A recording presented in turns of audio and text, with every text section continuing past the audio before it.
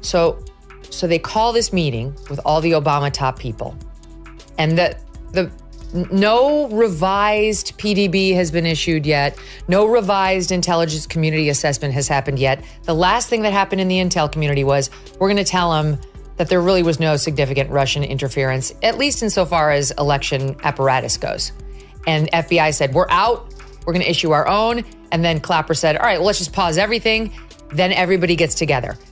Right after that, before any revised intel happened, before anything happened, they began leaking to the media. WAPO, New York Times, CNN, saying something diametrically opposed, saying, Russia interfered. And that, to you described that as the smoking gun that shows there had been a decision to shift the entire messaging around this in a way they thought would undermine. When Megyn Kelly steps into the ring, Titans don't just falter, they disintegrate. Barack Obama, once praised as the untouchable messiah of modern politics, watches his legacy dismantle with surgical sass and an unflinching blaze of reality.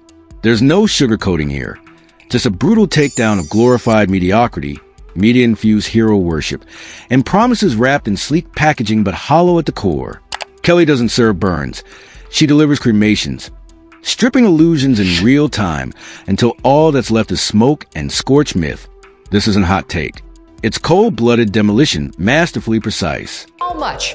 How much is enough money, according to the Obamas? 70 million? Because public reports estimate that is their net worth, parlayed on the back of Barack Obama's 14 years of holding political office. He did not spend 50 years in government service. He did a stint in the Illinois State Senate. He did a couple years in the U.S. Senate before he ran for office and won. All right, then he did 2 terms as president. And off of that, he's made himself over $100 million. Almost $100 million, probably over. Barack Obama didn't just walk into political spotlight. He rode in like a sanctified unicorn through clouds of hype, camera flashes, and Pinterest-worthy poster slogans. Anointed as a face of real change, he perfected the art of maintaining the same old system, just with better lighting and flawless cue card charm. But as Megyn Kelly rips through the glitter, it becomes painfully obvious this emperor wasn't simply exposed. He turned his nakedness into a brand and sold it as peak political swagger. You can't say anything that is in any way critical of a minority racial group, especially blacks in America. That was what Barack Obama learned very quickly when he ran for office. Remember that in his memoir, he said he just sort of when he went to a campus, he wanted to only hang out with black people. He had to break up with his white girlfriend. And then he really threw his own grandmother, who had actually scrimped and saved to put him in prep school, when he said she was a typical white person who was unduly afraid of black males approaching her. So he didn't want to be known as a multiracial or non-racial person. He really wanted to emphasize only half of his own ancestry. And it was very sad, because when you actually looked at his grandmother and all of that, she was the one person in his life who made sure that he had access to a competitive education. Let's get into it. The Nobel Peace Prize handed to Obama like a courtesy mint at a luxury hotel. The man had barely adjusted his office chair before Oslo dropped the medal on him. For what exactly? Height? Vocabulary? Meanwhile, drone strikes were being lined up like Cyber Monday orders. But don't stress, each one came with a well-rehearsed smile and a sanitized press release that made blowing up civilians sound like forward-thinking policy. This wasn't peace. It was PR soaked in kerosene. I'm so glad I didn't have a boy. Yeah. Because he would have been a Barack Obama. It's like baby Barack. It would have been amazing. Ooh, no, I would have felt for him. She just borrowed our boys. Yes, I got plenty. Wow. You catch that? She's glad she didn't have a boy because he would have been a Barack Obama. Megyn Kelly doesn't toss insults. She performs intellectual autopsies. And Obama's sacred image? No immunity here. He sauntered into the White House glowing like a Hollywood walk-on, more ready for a duet with Beyonce than a Jobs plan. And guess what? That's pretty much how it went down. Glamour, gags with Jimmy Fallon, appearances with comedians fawning over every, like it came from a burning bush. All while Flint's water turned poison, and veterans waited longer for care than people did for the next iPhone. Here she is talking about it. If it were me, I would say something nice about him. I would say, like, he's just so charming. It was meant to be. I knew he could heal the earth in the way he did. There was only one person who could do it, and it was my husband, Barack Obama, whatever. Then she gets on to talking a little bit about him personally, and this is how that sounded. When a girlfriend comes to visit, it's usually like, you got to stay for 2 days because it's going to take us so much 2 time days to check up. Now, Barack's come in, he's come out, and he's like, y'all still talking? He'll sit down for 5 minutes, be like, how are the boys? Then there's this uncanny ability to say absolutely nothing beautifully. Entire speeches flowed like scripture until you realize he just promised everything to everyone while committing to no one. The man could sell 5 fish and 2 sound bites like he was feeding thousands. But peel back the poetry, you'd find a maestro of misdirection, dodging accountability behind a Broadway smile and Sunday service cadence. How the soundbite begins. Okay, it's not the fear for myself. I drive around in a 4-car motorcade with a police escort. I'm Michelle Obama. Unbelievable, right? Who talks about themselves that way? Even if you are Michelle Obama. Barack Obama doesn't talk about himself that way. It's just like the hubris. And then this is the part that jumped out to me more than any other. I do still worry about my daughters in the world, even though they are somewhat recognized. Next came the legendary economic recovery.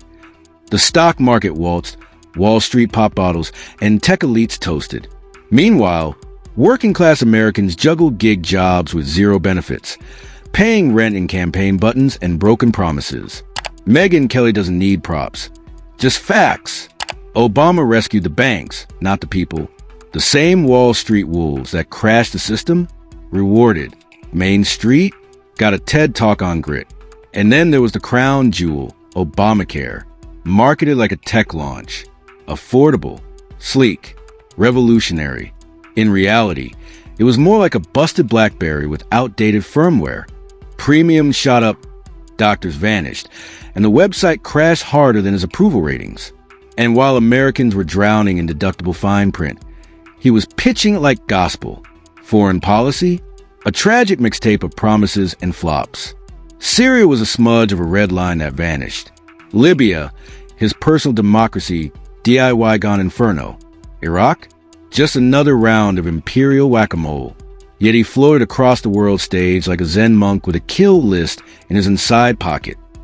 Instant affectation, like, oh, my man. And like she doubles down in the following clip. It's just over the top. And here it is, 37. There hasn't been one moment in our marriage where I thought about quitting my man. And we've had some really hard times. So we have had a lot of fun times, a lot of adventures, and I have become a better person because of the man I'm married to. Okay, don't make me cry now.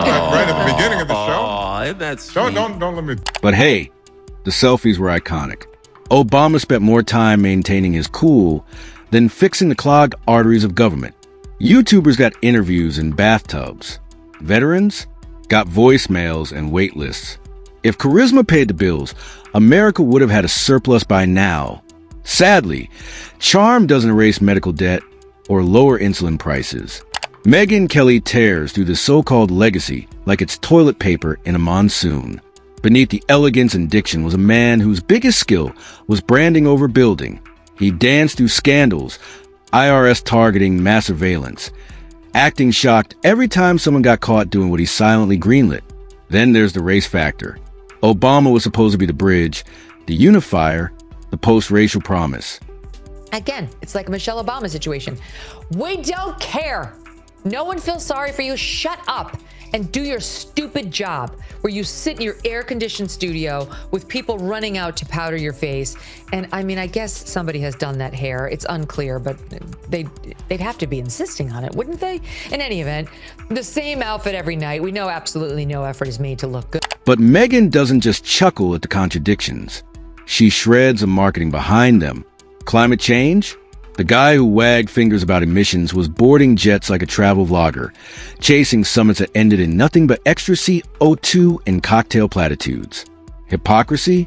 Let's talk about railing against the 1% while vacationing with billionaires who couldn't spell middle class.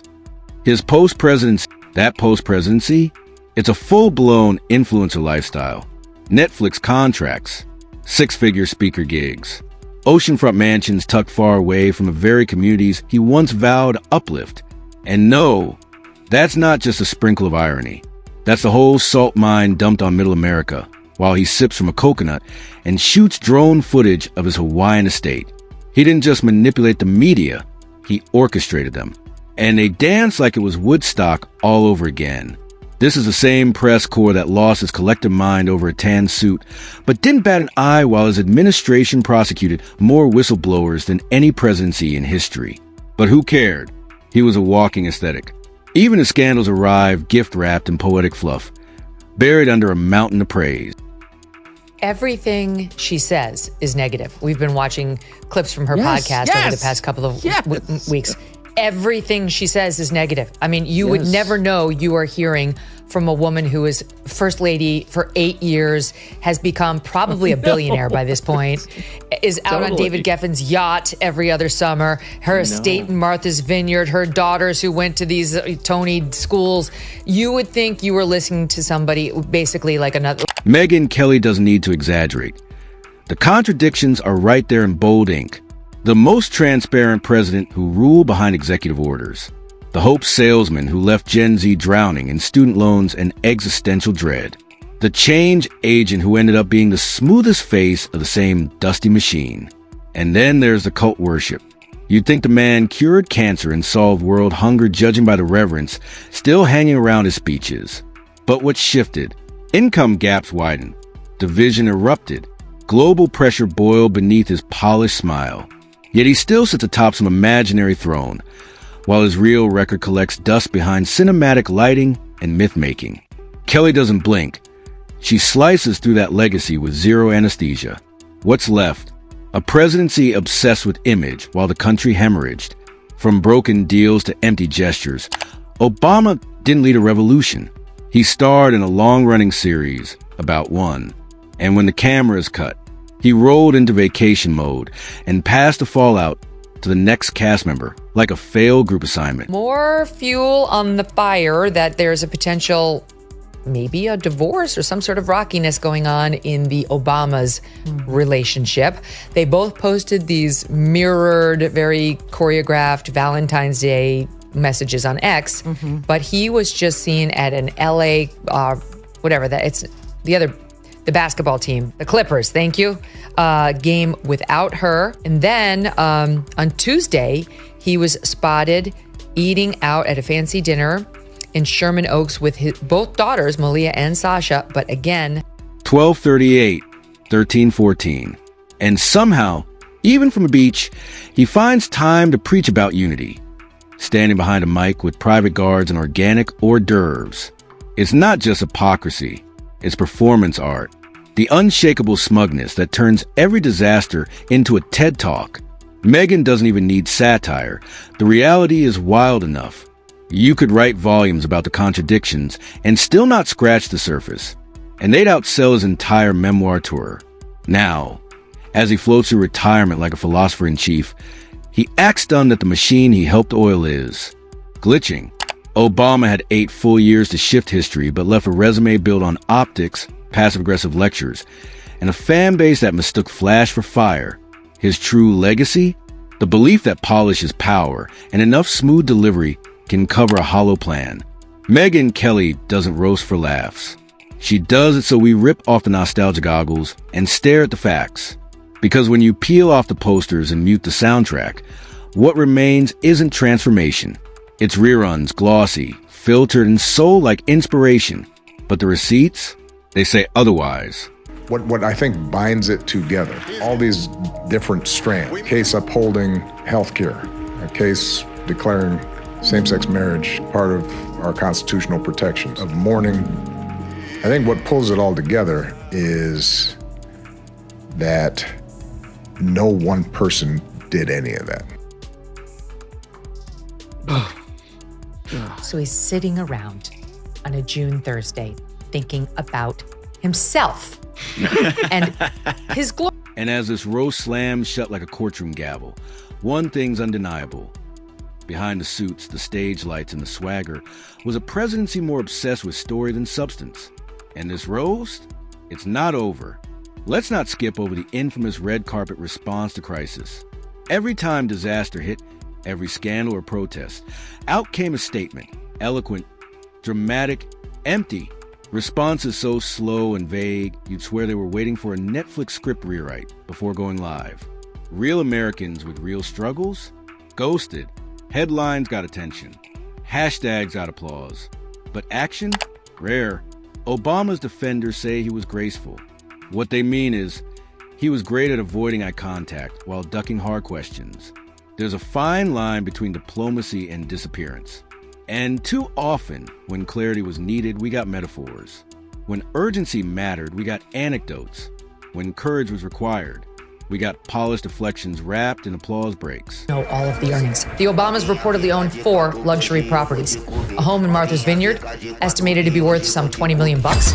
In addition to properties in Washington, D.C., reportedly bought for $8.1 million. A beachfront home in Hawaii, reportedly bought for $8.7 million. And a home bought in Chicago for $1.65 million. Is that more than you need, Mr. Obama? Mrs. Obama? Megyn Kelly doesn't mince words. She declares it outright.